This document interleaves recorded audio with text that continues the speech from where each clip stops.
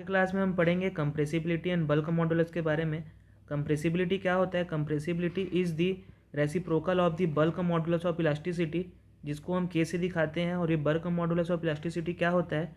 It is the ratio of compressive stress to volumetric strain. यहाँ पे हमको एक डायग्राम दिख रहा है, सिलेंडर पिस्टन अरेंजमेंट। ये पिस्टन पे प्रेशर P लग रहा है, तब यहाँ पे का पिस्टन का पोजीशन क्या है? 1 है। जब पिस्टन पे प्रेशर P लग रहा है तो ये सिलेंडर के अंदर जो गैस है उसका वॉल्यूम कितना है? V है। V क्या है? Volume of gas enclose in the cylinder. जो सिलेंडर के अंदर गैस है उसका वॉल्यूम क्या है? V। तो जब प्रेशर P लग रहा है तो वॉल्यूम कितना है? V है। तो ये पॉइंट पिस्टन का पोजीशन 1 है, उसका कोऑर्डिनेट क्या हो गया? V और P। तो हमने यहाँ पे देखा जब प्रेशर P था तो पोजीशन पिस्टन का 1 था और उसका कोऑर्डिनेट क्या था? V और P था। मतलब यहाँ से यहाँ तक प्रेशर P है और यहाँ से यहाँ तक वॉल्यूम, यहाँ इस पॉइंट से यहाँ तक वॉल्यूम V है। अब मैं क्या कर रहा हूँ? प्रेशर को इंक्रीज़ कर रहा हूँ। जब मैं प्रेशर को इंक्रीज़ करूँगा तो ये पिस्टन क्या होगा? ट्रैवल करेगा, इस डायरेक्शन में मूव करेगा। तो ये पिस्टन का कौन सा पोजीशन हो गया? Second position. तो इसको मैं कर्व पे यहाँ पे प्लॉट कर लेता हूँ। तो ये हो जाएगा पिस्टन का सेकंड पोजीशन। जब पिस्टन पे प्रेशर इंक्रीज़ करेंगे तो यहाँ पे जो गैस है उस वॉल्यूम, जितने वॉल्यूम का गैस है उसको क्या करेगा? वो कंप्रेस करेगा। तो मान लेते हैं वो डेल्टा V वॉल्यूम के गैस को क्या करेगा? कंप्रेस करेगा। तो हमारे पास फाइनल वॉल्यूम कितना बचेगा? फिर यहाँ से यहाँ तक का वॉल्यूम कितना हो जाएगा? ये हो जाएगा, पहले कंडीशन में वॉल्यूम V था, सेकंड कंडीशन में क्या हो गया? इतना वॉल्यूम डिक्रीज हो गया, तो ये हो जाएगा V माइनस डेल्टा V। तो सेकंड कंडीशन में वॉल्यूम कितना हो गया? V माइनस डेल्टा V हो जाएगा। तो हमने जब प्रेशर डेल्टा पे इंक्रीज़ किया तो वॉल्यूम डेल्टा V डिक्रीज़ हुआ है। तो पॉइंट 2 का कोऑर्डिनेट क्या हो जाएगा?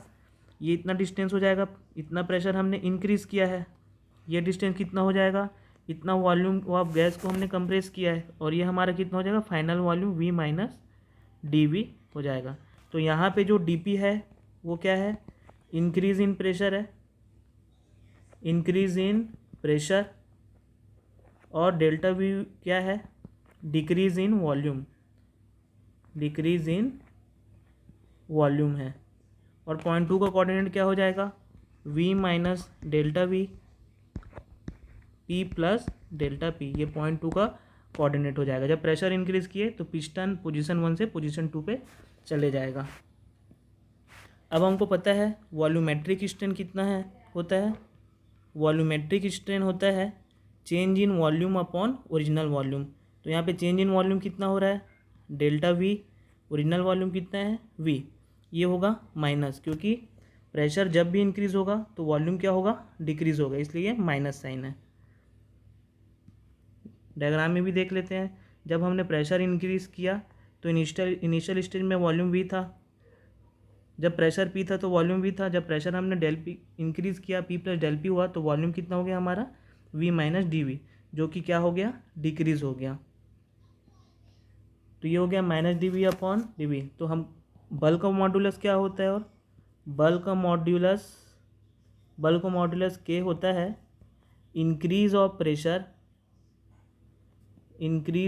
Pressure upon volumetric strain. तो वॉल्यूमेट्रिक स्ट्रेन हमने निकाला, इंक्रीज ऑफ प्रेशर कितना था? डेल्टा P है। वॉल्यूमेट्रिक स्ट्रेन कितना है? Minus dV upon V। तो इसको सिंप्लीफाई करेंगे तो आएगा minus V dP upon dV। ये हमारा क्या हो गया? Bulk modulus. इसलिए कंप्रेसिबिलिटी कितना हो जाएगा? कंप्रेसिबिलिटी हो जाएगा, ये होता है 1 अपॉन बल्क मॉडुलस होता है। तो यहाँ पे इक्वल टू क्या हो जाएगा? Compressibility equal to 1 upon bulk modulus. Bulk modulus कितना है? dP माइनस V, और ये हो जाएगा dV। तो इसको और कैसे लिख सकते हैं? Minus dV upon V dP। ये हमारा क्या हो गया? कंप्रेसिबिलिटी। तो मेरे ख्याल से समझ में आ गया होगा बल्क मॉडुलस, कंप्रेसिबिलिटी, ये इक्वल टू क्या हो गया? 1 अपॉन K। K क्या है हमारा? बल्क मॉडुलस है।